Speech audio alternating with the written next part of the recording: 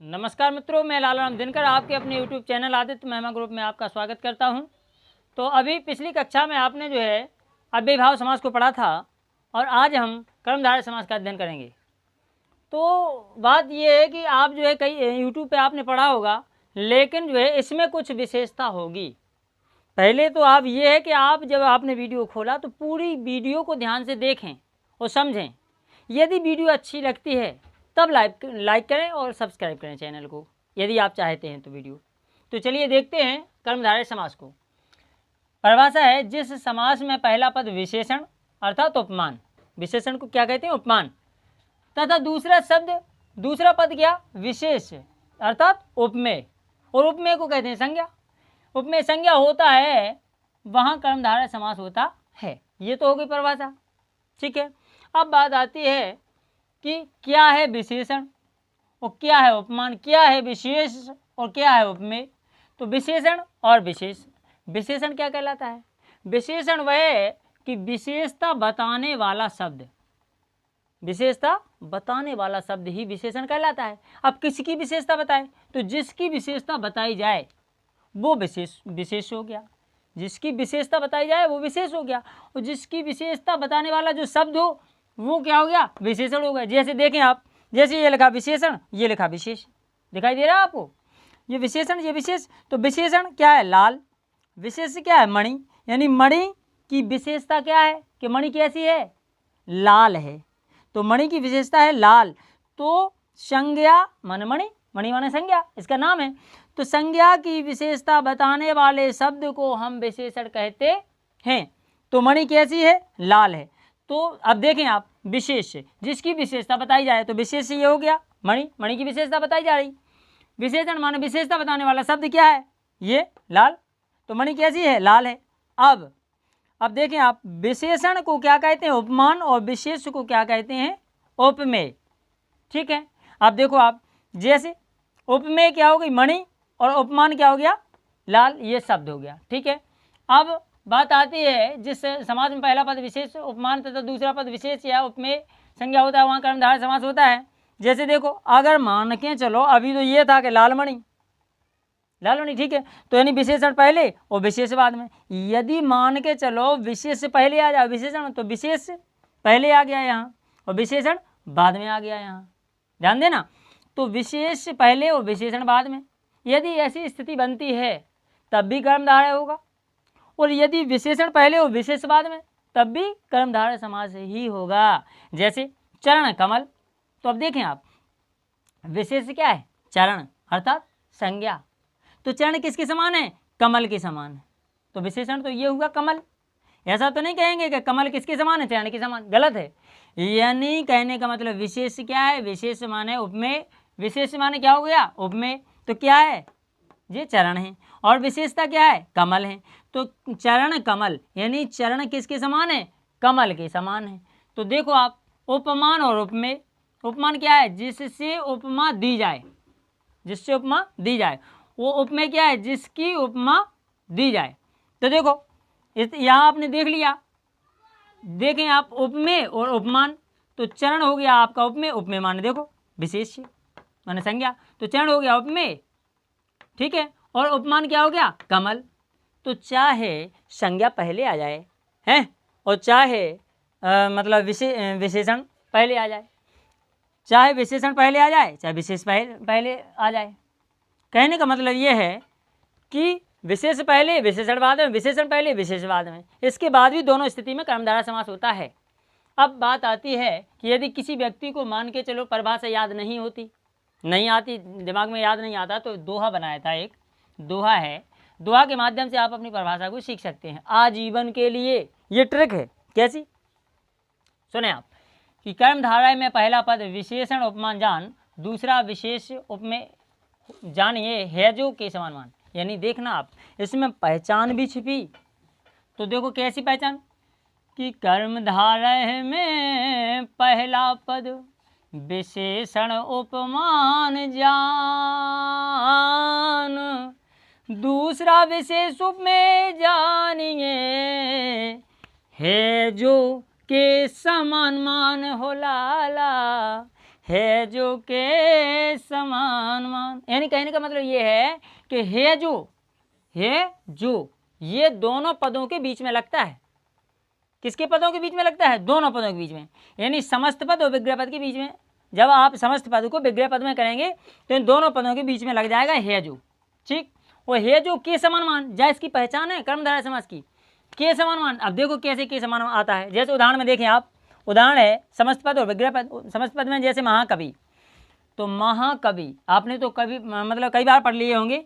महाकवि का है कि महान है जो कवि, महान है जो, है जो, देखो है जो आ गया, महान है जो कवि, वो कवि संज्ञा होगी। तो कवि की विशेषता बता रहा है, क्या है कवि की विशेषता, कि कवि कैसा है? महान है। ठीक है, तो आप देखें महान है जो कवि, तो अब जो है आपने उसमें परिभाषा में पढ़ा था, जिस समास में पहला पद विशेषण यानी उपमान, तो पहला पद विशेषण तो महान हो गया।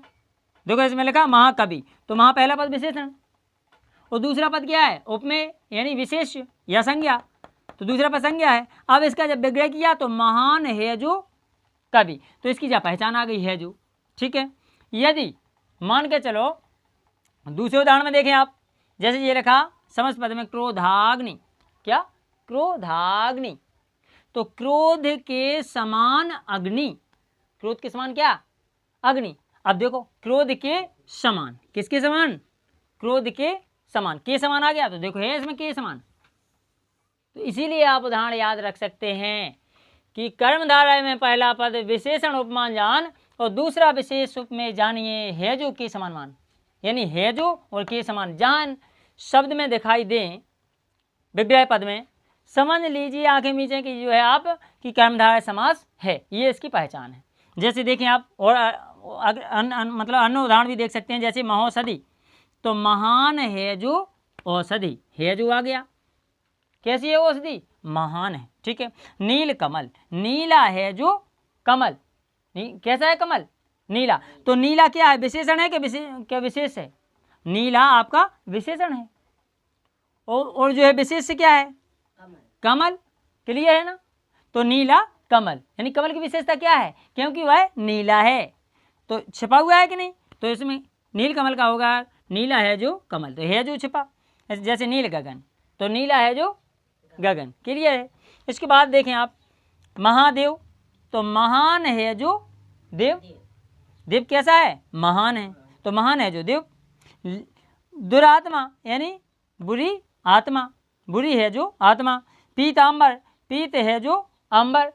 ठीक, लेकिन आपने ये जो है देखा होगा और सुना होगा कि है जो आ रहा मान के विग्रह करने पर, तब तो जो है आप समझ जाइए कि कर्मधारय समास है। लेकिन इसी को हम जो है दूसरे हिसाब से बना रहे हैं। जैसे देखें आप, जैसे पीतांबर, तो पीत है जो अंबर, तो है जो आ गया, समझ लो कि जी कर्मधारय है। लेकिन यदि इसमें कहा जाए कि पीला है अंबर जिसका, अर्थात तो बहुव्रीहि समास में पहुंच, अर्थात श्री कृष्ण, और जब श्री कृष्ण तो किस समास में पहुंच गए? बहुव्रीहि समास में। तो बहुव्रीहि समास की विशेषता क्या है कि इसमें दोनों पद प्रधान नहीं होते हैं, ना पहला पद ना दूसरा पद, कोई अन्य पद प्रधान हो जाता है, यानी तीसरा पद प्रधान हो जाता है। ये किसकी विशेषता है? बहुव्रीहि समास की। जैसे मान के इसमें देखें आप, जैसे ये लिखा नील गगन, तो नीला है जो गगन, तब तो है कर्मधारय। लेकिन अगर हम कहें कि नीला है जो गगन, अर्थात नहीं, नीला है गगन जिसका, अर्थात, तो इसमें तो कोई है नहीं। यानी कहने का मतलब जिसमें देवता आ जाएं या कोई तीसरा पद आ जाए तो समझ लीजिए आप कि बहुव्रीहि समास है। जैसे पीतांबर में बहुव्रीहि समास कैसे होगा? अभी तो है कि पीला है वस्त्र जिसका, अर्थात श्री कृष्ण। क्लियर है? अब जैसे लंबोदर, तो लंबा है जो उदर, लंबोदर में लंबा है जो उदर, तो है जो आ गया, समझ लो कर्मधारय समास।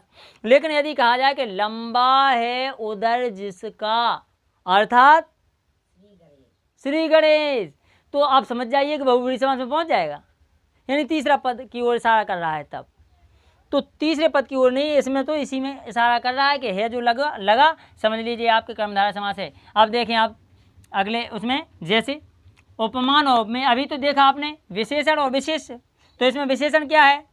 महा, और विशेष क्या है? कवि। अब देखें इसमें उपमान और उपमेय, तो देखो क्रोधाग्नि यानी क्रोध के समान अग्नि। अब देखो आप, अग्नि क्या है? जिसकी उपमा दी जाए। उपमा किसकी दी जा रही? अग्नि की दी जा रही। ठीक, किससे दी जा रही? क्रोध से दी जा रही। तो क्रोध के समान, किसके समान? अग्नि, क्रोध के समान। तो जिसकी उपमा दी जाए, किसकी दी जाए? अग्नि की, तो वो तो कहलाता है उपमेय। लेकिन जिससे उपमा दी जाए वो कहलाता है उपमान। तो किससे उपमान दी जा रही? क्रोध से उपमा दी जा रही, अग्नि की। क्लियर है ना? तो आप देखें, आप अगला उदाहरण, जैसे मृग नयन, तो मृग के समान नयन, यानी नयन नयन माने आंखें, नयनों की तुलना या नयनों की उपमा किससे दी जा रही? नयन उपमेय हो गए। नयनों की उपमा किससे दी जा रही? मृग से। किससे? मृग। मृग मीन्स हिरण। जैसे चंद्रमुख, तो मुख की तुलना या मुख की उपमा किससे दी जा रही? चंद्रमा से। तो चंद्रमा के समान मुख। चंद्रमा के समान क्या है? मुख है। तो मुख क्या हो गया? उपमेय हो गया। ठीक है, और चंद्रमा क्या हो गया? उपमान हो गया। क्योंकि जिससे उपमा दी जाए, तो किससे दी जाए? चंद्रमा से उपमा दी जा रही। किसकी दी जा रही? मुख की दी जा रही। क्लियर है? तो अब देखें, जैसे घन श्याम, तो घन श्याम, तो घन के समान श्याम। ठीक है, जैसे कनक लता, तो कनक के समान लता। जैसे कर कमल। हाँ, अब देखें इसमें विशेषण और विशेष। अब देखो इसमें तुरंत ये पलट, जैसे कर कमल, तो कमल के समान कर, कर माने हाथ। जैसे ये लिखा चरण कमल, तो कमल के समान चरण। अब ऐसा तो लिखा नहीं कि कमल चरण, कमल चरण नहीं लिखा ना, तो इसमें क्या आ गया? ये आपका विशेष, यानी कि जो है ये आपका उपमेय आ गया। क्या आ गया? और कमल आ गया आपका उपमान। जबकि हमने क्या पढ़ा? उपमान पहले, उपमेय बाद में।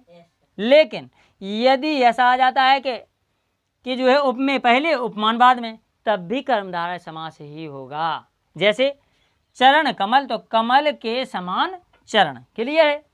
तो आपकी भाषा समझ में आ गई होगी। यानी दो चीज़ें हैं, एक तो आपको जो है परिभाषा सीखनी है, परिभाषा नहीं सीख पाते हैं तो आप उदाहरण सीखना है। उदाहरण में मतलब ये है उदाहरण, और इसके बाद भी समझ में नहीं आता है तो आप जो है अपना जो है दुआ सीख सकते हैं।